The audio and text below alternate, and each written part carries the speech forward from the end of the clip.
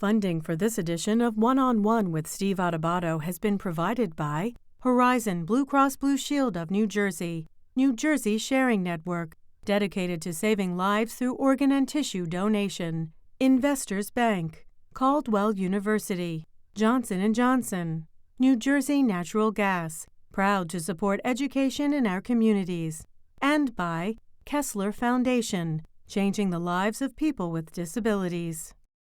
This is One-on-One. When you first heard that they were doing Charlie Rose and Gayle King, didn't you go, what? People like laughing at others, so I don't mind if the other is me. See, you go right into the character. That's what it is. I'm bringing families together a half an hour each week. Man, I'm doing something special. And so I do feel successful.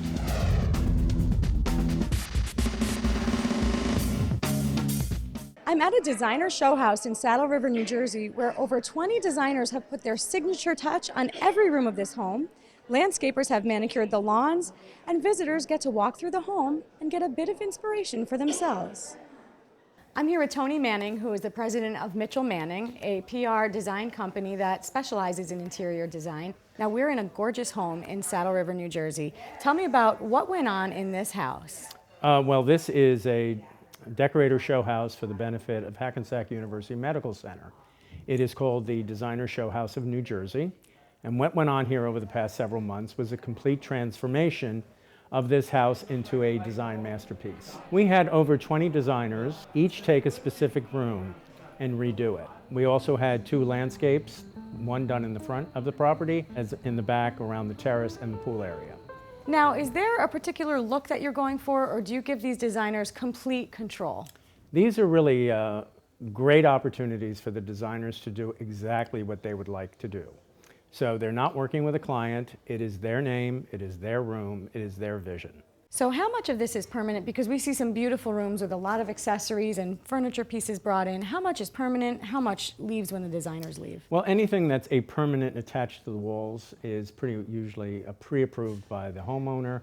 So we did a new kitchen here, which is state-of-the-art, and it's quite beautiful, and the homeowner did work with the kitchen designer.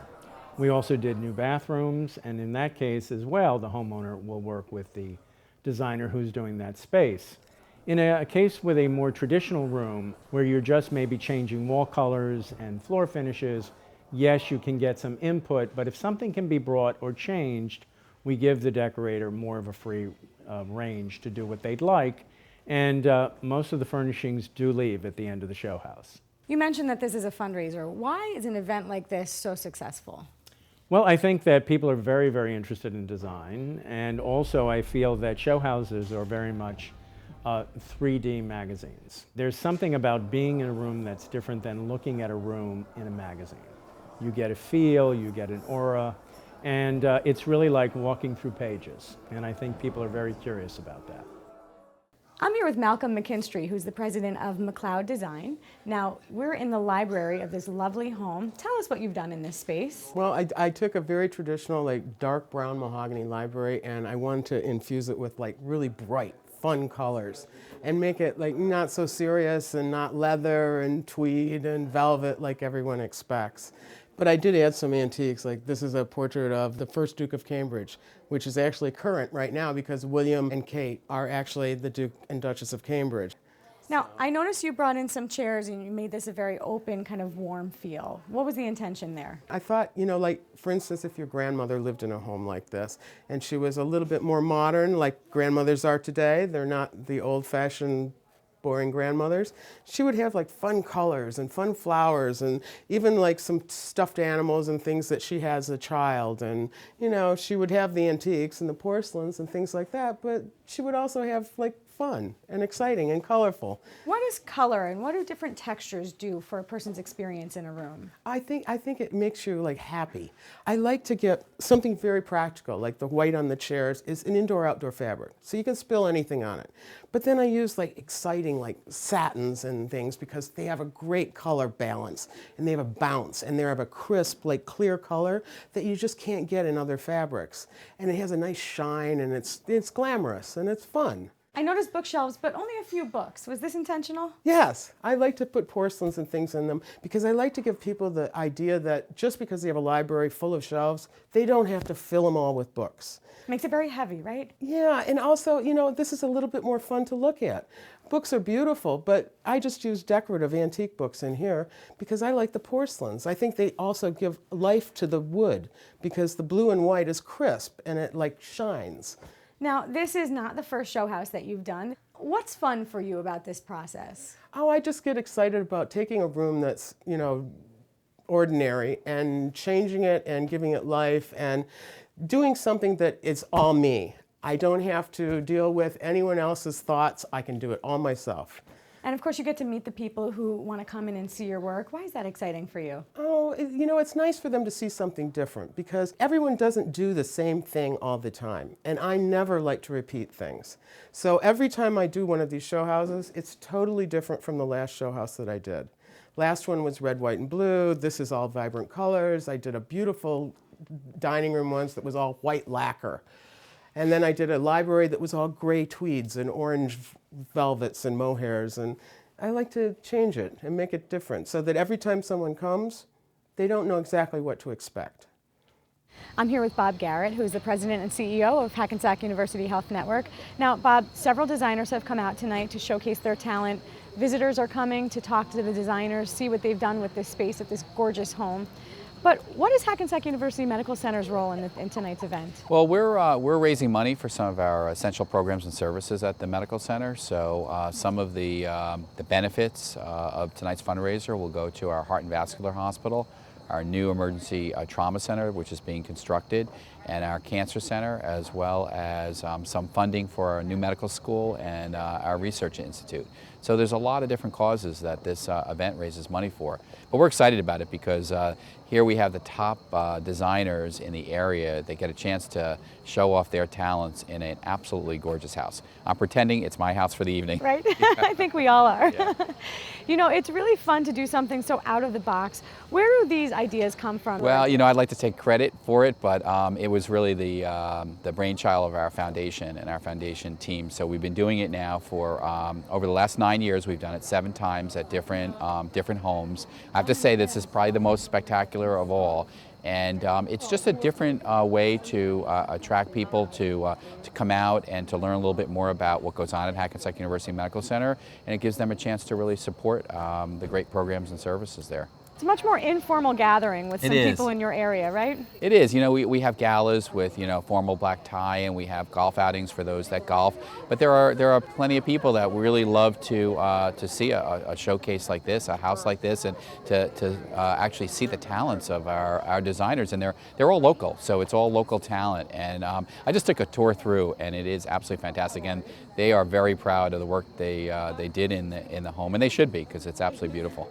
You said it's lucky number 7. Lucky number 7. What do you think makes this event so successful year after year? You know, I just think it really works because of the venue. I mean, people go out to Hollywood, they look at these famous, the rich and famous homes and all. It's kind of intriguing that you get to see a house like this, and you put that together with the top designers and them showing off their work.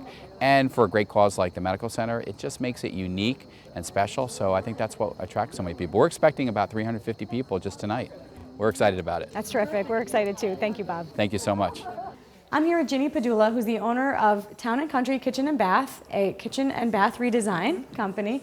We're here in the lovely kitchen that you've redesigned. Now, you not only redesigned, but you remodeled this kitchen. Basically renovated the whole space. We took it down to the studs. You took it down to the studs. Mm-hmm. What did this space look like when you first came here? The kitchen was much smaller. There was a bathroom and pantry and butler's pantry on this side that we blew out the wall for. Just to make the kitchen, it was a very small kitchen for the size of the house. So we decided to open it up while we were here doing all the renovation work. Now, you worked closely with the clients. You worked with the homeowner. Mm-hmm. Not all the designers did that. Many of them had the freedom to do whatever they wanted in the space. Yes. For you, what was that process like?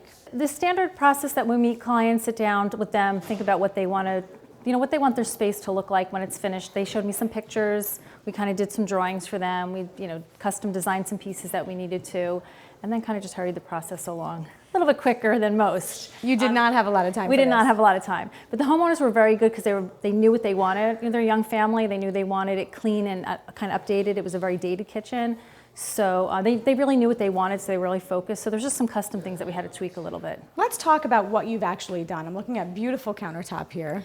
Marble. One piece. It's solid absolutely marble. gorgeous. Now, we've got some contrasting finishes here. Talk about that. This is a quartz product, so it's a little easier to maintain, especially in the work surface and in the cleanup surface over there. So it's easier to maintain. Marble is very porous, so it's a little fancier on the island, but the two colors break it up because it is a lot of white in here and it's a big space.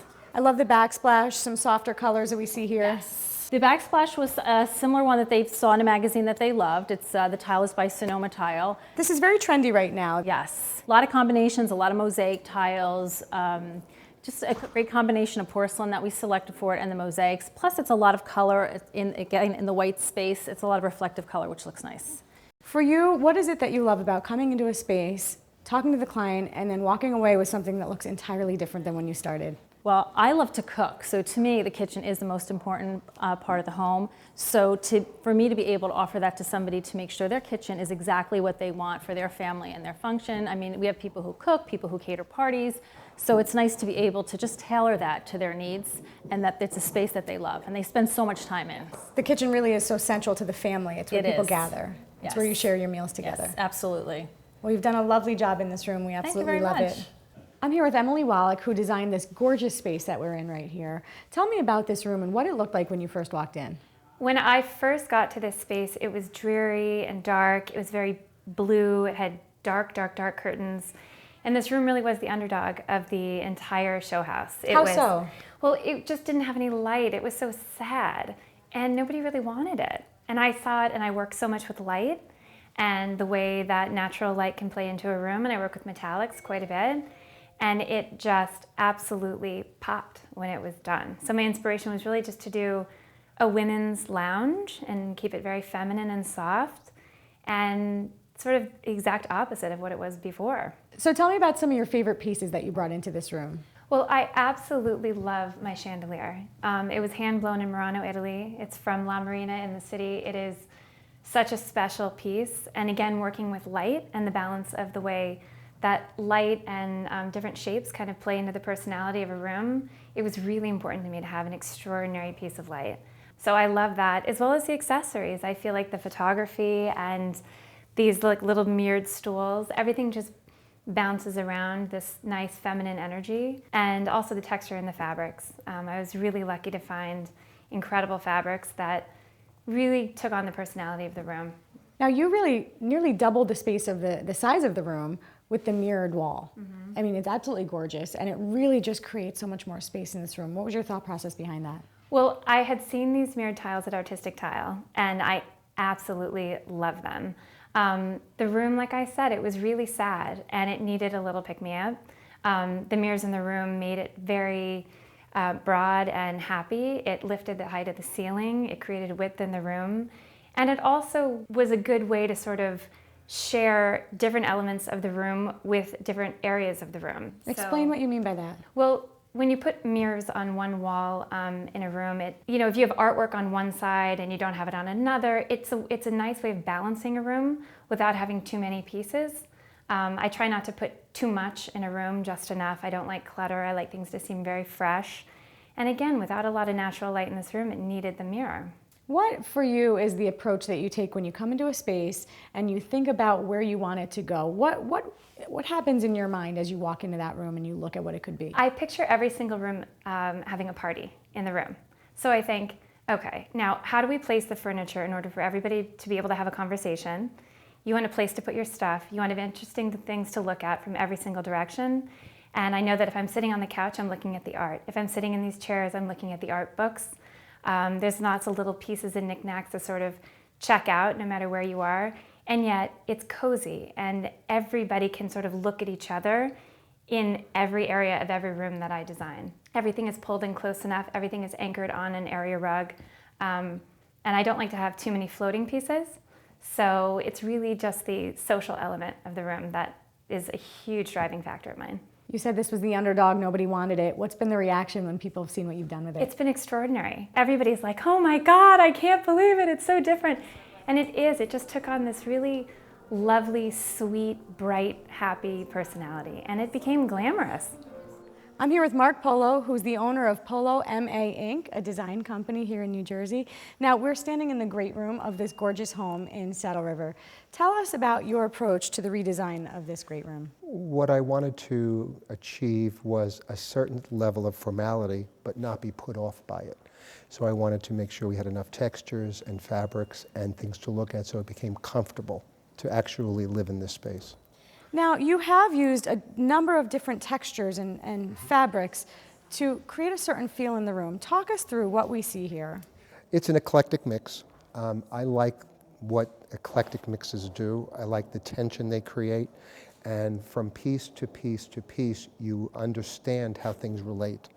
And then also the coloring gives a sense of calm. There is a nice sense of calm. The colors are, although there's some vibrancy here, it is a little bit more neutral. Explain that for us.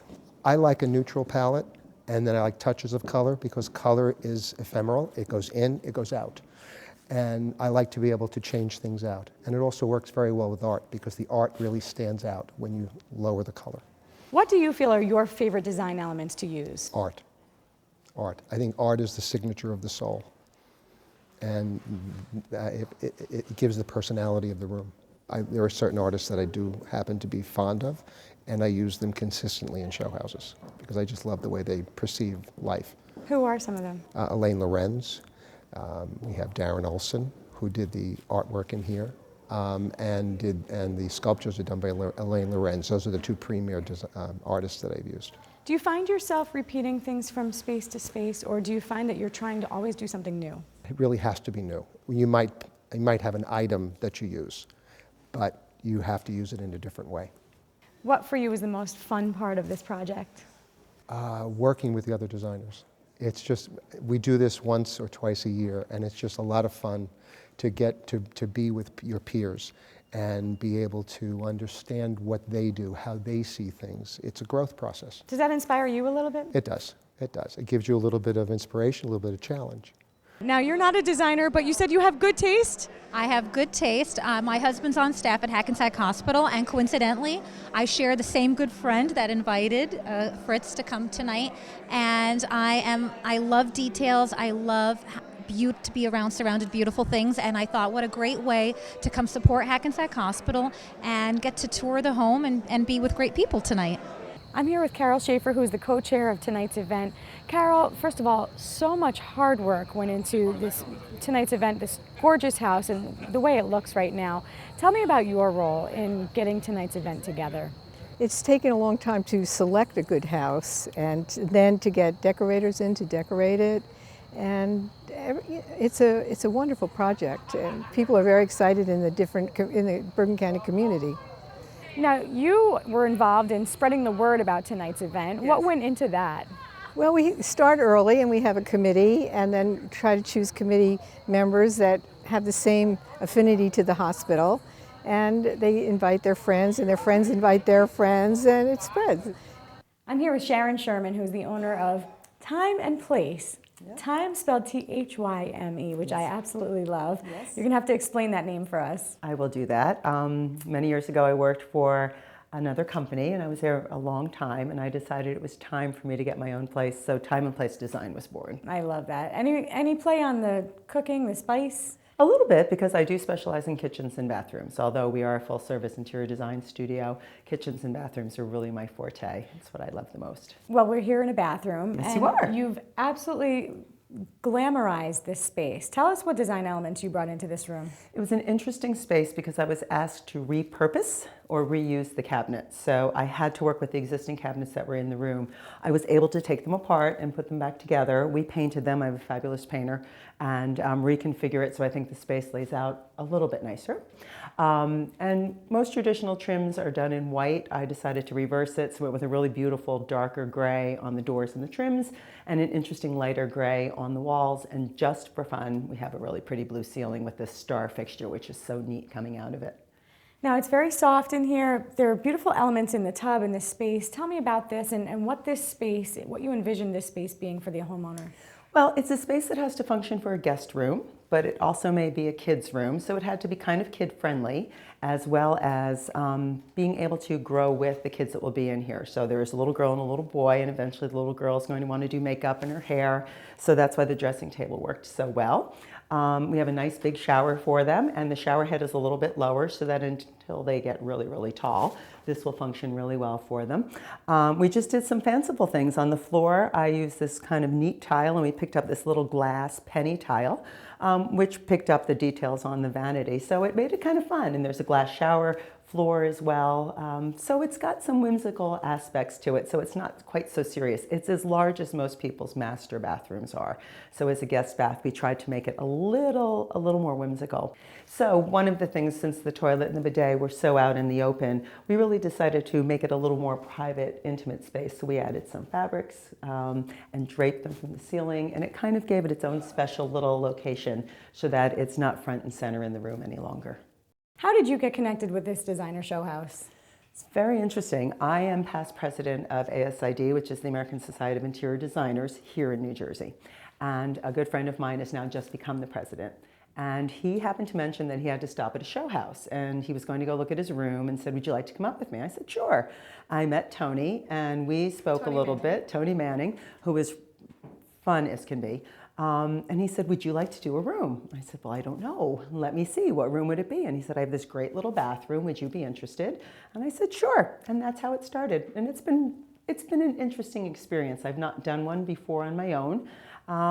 But it's an interesting collaboration between the client and Tony and other designers. You know, as the days were going on, people were coming in and out and helping each other set up, and the subs have all been great, and everything's been wonderful so far. So it's definitely something I would do again. What brought you out tonight? Well, to support the gala for the Hackensack Foundation, and also I always go to the show houses in the area, and we love to see the beautiful, all the designers, what they've done for every room. I love to look at decor and great ideas that you can try to translate in your own home. So beautiful. It's just all beautiful. This is John Fitzgerald, who is here with Hackensack UMC Foundation. Yes. Now, tell me about the foundation's role in tonight's event. Sure. Joanna, we've done this event probably since about 2005, every other year. It's one of our premier events that we do to raise money to help support the mission of Hackensack University Medical Center.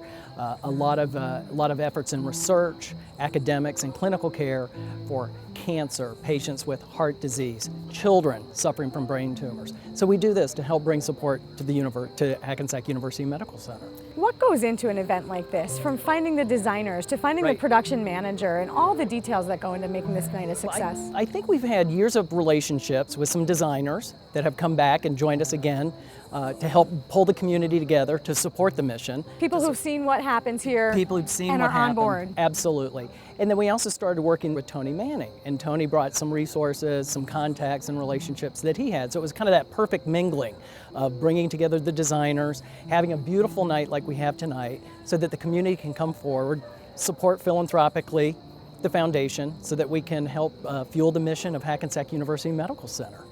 Where do these ideas come from? You know, it's the foundation's job to raise money and do it in fun ways, right? We do. I think you talked with Carol earlier today, and we've got wonderful board support, wonderful volunteers that have ideas that work with our professional team to say, hey, what can we do? What can we do to bring the community together, for everybody to come together, raise money, support Hackensack University Medical Center, and be able to enjoy style like you see inside, style like you see outside, and enjoy a beautiful evening in the fall. It's interesting to see the different designs and the way they're mixing different themes in different spaces. So we really wanted to just see how they integrated the home. And they did a really nice job. And it's nice to come out and see that and see what works for you in your home and to be able to translate it to that. And just really nice to be in such a gorgeous home, right? Yes, absolutely, absolutely. Beautiful. Great people, great home, great cause. What's not to be thrilled about?